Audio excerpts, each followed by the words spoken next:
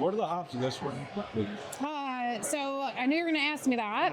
I'm going to be honest, and I know I'm on off the top of my head on the next one, but I don't know where we are on this one, so that's my bad. Well, no worries. I was just curious because on this one, this is an interesting. You can smell a little bit of that dank, pungent hop bite, but it's not. Again, this is not a punch me in the face bitter hop kick. It's coming. Don't worry.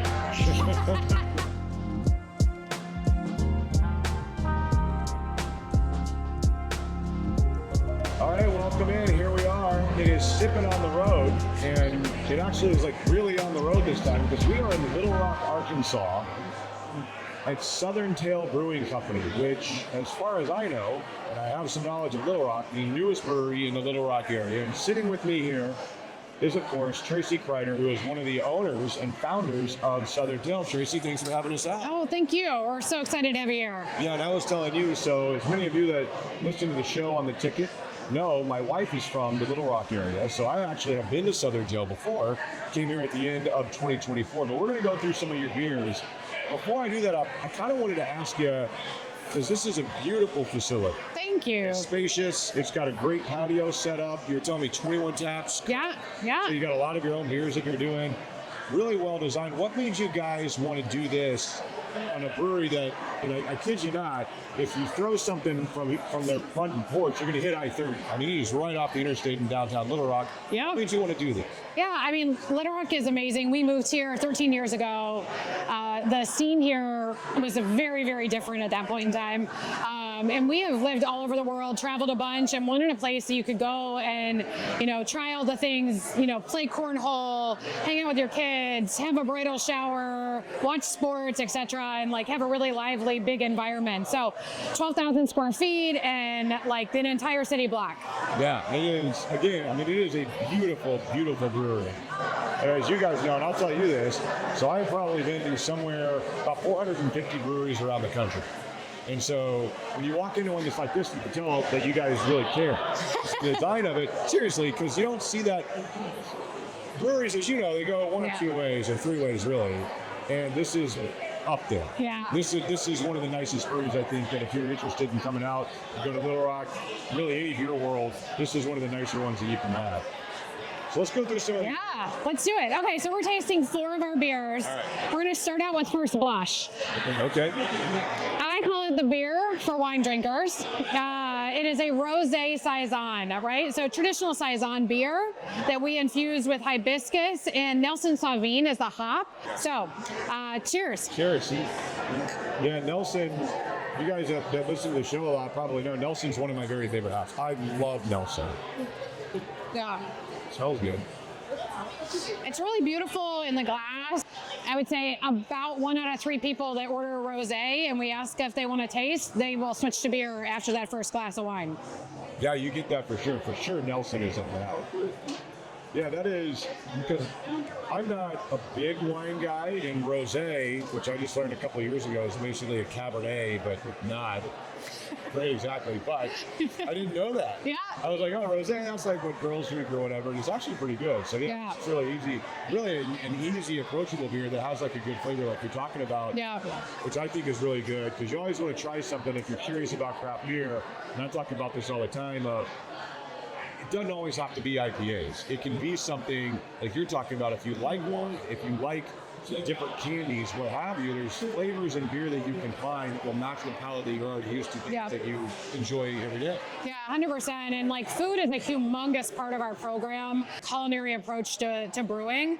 Not to say that we're doing weird, funky stuff all the time. All right, so what's up next? All right, so First Fiddle. It is an American IPA. It's actually in honor of our friends Cliff and Susan, who are big fiddle players. But I think really nice, a little bit of haze on it, but not too much.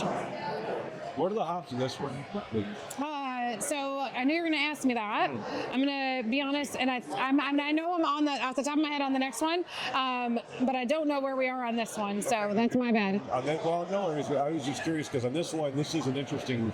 You can smell a little bit of that dank, pungent hop bite, but it's not. Again, this is not a punch me in the face bitter Hop and kick IPA. It's coming, don't worry. Yeah, maybe I just need to cleanse out my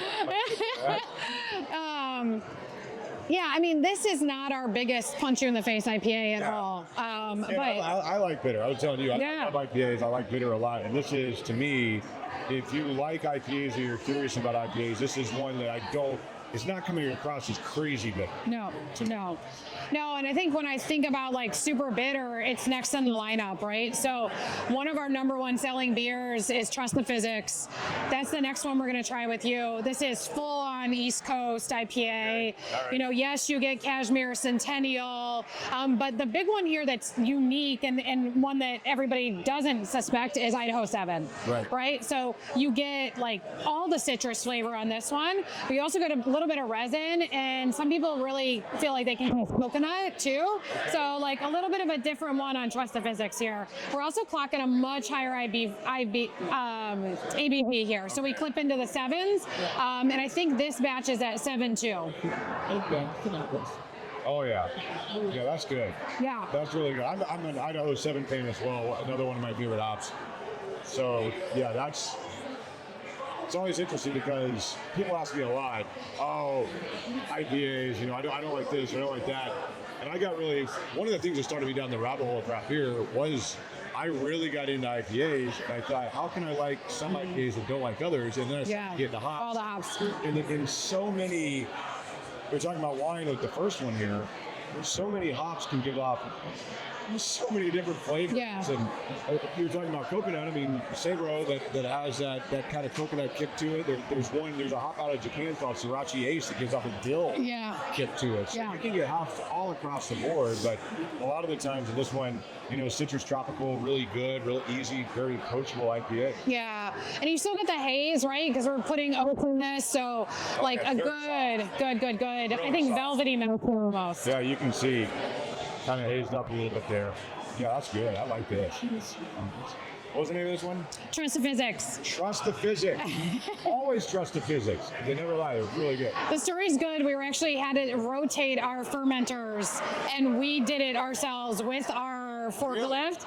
And we, like at some moment, which is a very frightening moment, you have a 20-foot high, and we're like, trust the physics. We've got it. Gravity. So that's where the name comes from on that one. Okay. All right. So what are we finishing up with? All right. So not a typical brewery choice, and something that I don't even know anywhere else in the state that they're doing.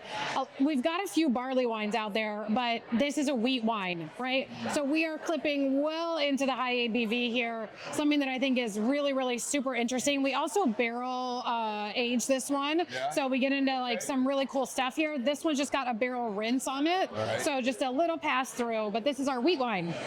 And I will say, like what she's talking about, wheat wine is a style you rarely ever see. I also saw you guys have a Baltic Porter. Yep. Another style that you never really see, and these are two styles. So I think it's cool about your brewery because when you're doing styles like that are super unique, if you do them well, they're really, really good because you just never see it. Yeah. I mean, I could probably tell you 10 breweries that I've been to in my life out of all the places I've been that do a wheat wine, if that. Yeah. So let's give it a try and see here.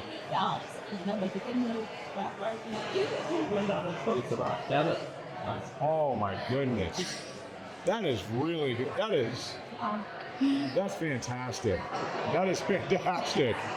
Okay. Yeah, we're pretty proud of that one. Just really different and like, a great way to, I think, have with dessert or finish your night. Yeah, because it's sweet, but not cloying or anything like that. It's not like you're drinking dessert like a big pastry style, for instance, but you get a little bit of that sweetness, and that is really smooth. Man, that is fantastic. That's really good. The barley wine will be back, so it's sister. I think it'll be back on tap next month. So yeah, we're playing around with that last tap and doing some really, I think, innovative stuff. So is that kind of the goal with Southern Tale? Is I would assume that you have a core, and then you're kind of with 21 taps. I would assume that you're doing a lot of creative stuff and trying to do innovative beer styles and perfect what you're trying to do. Yeah. Creativity. 100%. I mean, a couple of things. So one is like exit 140, the exit that didn't exist when we bought the land, right? Right. So like our cream ale, easy drinking, lawnmower type beer, right? Like that'll always be here. Long time coming. We've got some that it's clear that they just make sense all year round, right? But the wheat wine and some others like Porch Swing, we put 800 pounds of mango and apricot into it. Like really amazing stuff that's super interesting. Our high end with the Baltic Porters, our Church Coffee, which is our nitro stout that has no coffee in it but tastes like it because of the grain bill.